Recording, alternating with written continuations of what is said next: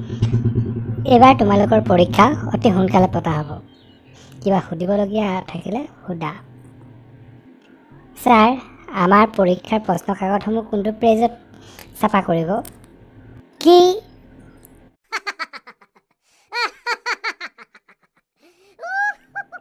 এটা সমকোণ বুলিলে কি বুজা? অসমকোণৰ বিপৰীত কোনটোৱে হৈছে সমকোণ, ছাৰ?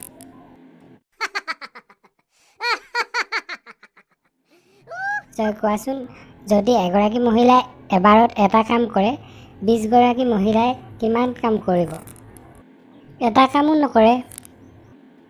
কিয় নকৰে? তেওঁলোকে কেৱল বহিব আৰু কথা পাতিব। জয়, লং পেণ্ট এটা একবচন নে বহুবচন? লং পেণ্টৰ ওপৰৰ টুকুৰা একবচন আৰু তলৰ টুকুৰা বহুবচন, ছাৰ। মানুহ আৰু গাধৰ পাৰ্থক্য কি বাৰু কোৱাচোন? ছাৰ, পাৰ্থক্যটো হ'ল যে মানুহক আপুনি গাধ বুলি ক'ব পাৰে, কিন্তু গাধক কেতিয়াও মানুহ বুলি ক'ব নোৱাৰে।